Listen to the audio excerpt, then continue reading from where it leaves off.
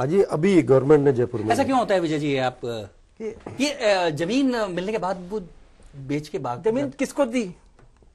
क्या उन लोगों को दी जिसको जमीन की आवश्यकता थी, जिनको दे दी और किसको देगा जो सड़क पर। लेकिन लातू सिंह जी, एक बड़ा सवाल उठता है कि जिनको जमीन दी जाती है उनको ऐसी जगह दे दी जाती है कि ऐसी जगह पे ना तो वो खेती कर सकते, ना रोजगार कर सकते, और रोजगार बड़ा एक मुद्दा है। मैं खेती के लिए नहीं दिया, देखिए मैं खेती के लिए नहीं बोल रहा। आंकड़े और हमारे अध्ययन बता साफ निकल रहा है कि जिन लोगों को जमीन थी दिए थे कौन?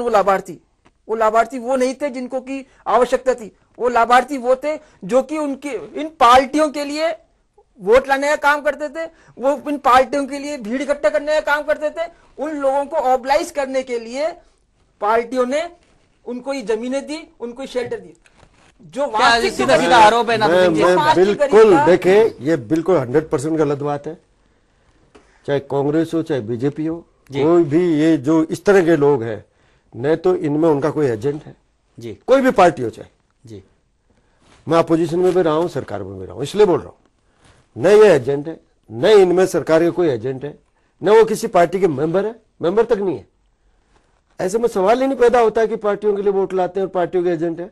जो लैंडलेस है, देखिए जो एक्ट है या जो प्रोविजन है हमारे गवर्नमेंट के, उसमें एग्रीकल्चर जमीन और रहने के लिए जमीन उन्हीं लोगों को दी जाती है जो लैंडलेस है, जो उसकी परिभाषा में आते हैं।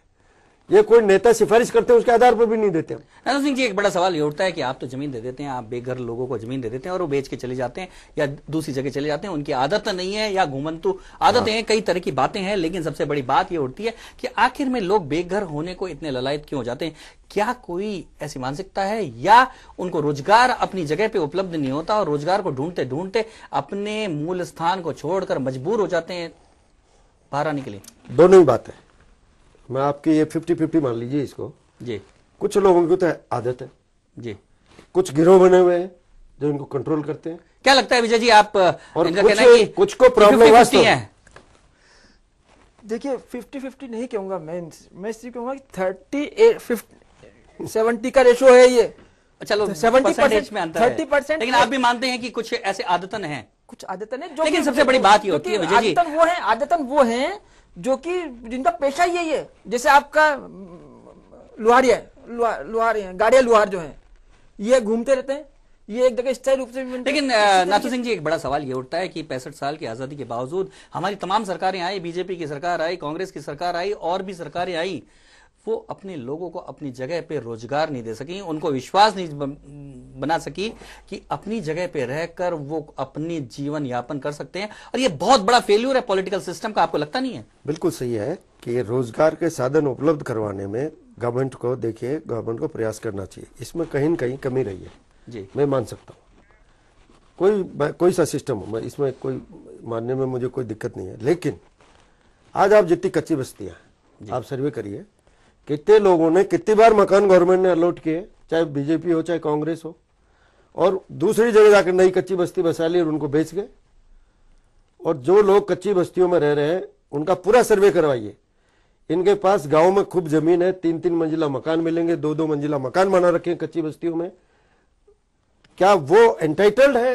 बिल्कुल बिल्कुल बिल्कुल, सवाल फिर खड़े होते हैं और तमाम सर्वेस की बात आती है। विजय जी, आखिर में आपसे चलते चलते जानना चाहेंगे क्या रास्ता निकल सकता है कि इस तरह के लोगों को छत मुहैया हो सके?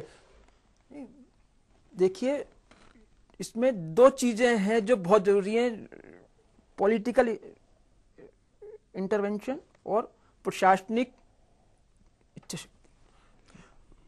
इच्छा शक्ति।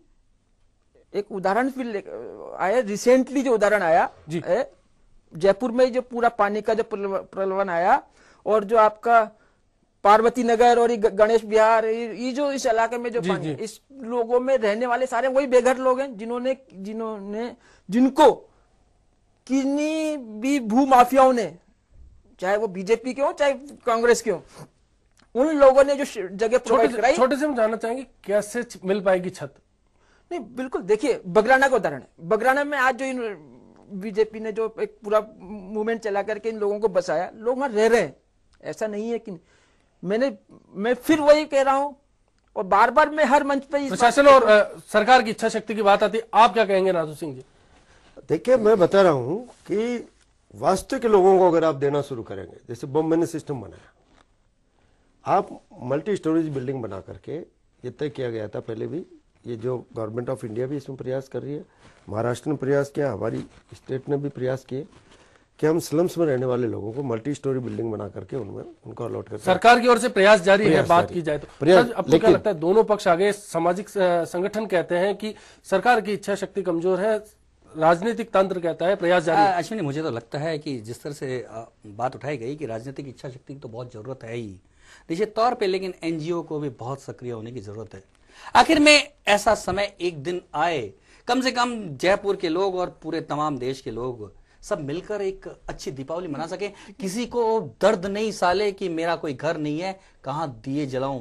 और ऐसा यदि हमारी राजनीतिक इच्छा शक्ति और एनजीओ भी बड़ी कर्मठता के साथ इस बात को उठाएगा तो लगता है कि निश्चित तौर पे ऐसा दिन आएगा कि हमारे देश में कोई भी बेघर नहीं होगा। नहीं, इसमें एक बात जोड़ दूं, आपने एनजीओस का, एनजीओस की वजह से ही आज सुप्रीम कोर्ट में इतना बड़ा केस चला और सुप्रीम कोर्ट ने 2010 में ये पूरा इतना एक बड़ा पूरा डायरेक्शन नेशनल लेवल पर दिया। पूरे तंत्र की बात आती है। बिल्कुल विजय जी, कहीं ना कहीं पूरे तंत्र को मिलकर साथ काम करना होगा, तभी जाकर बेघरों को घर नसीब होगा। विजय जी, आप इस चर्चा में शामिल हुए, आपका बहुत बहुत शुक्रिया। नासू सिंह जी, आप आए, आपका बहुत बहुत शुक्रिया।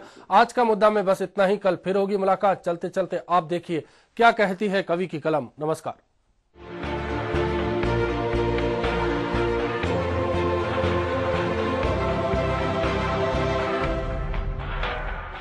दूर देश से आए परिंदे ढूंढ रहे हैं आसियाना, फुटपाथों पर सोने वालों का नहीं कोई ठिकाना।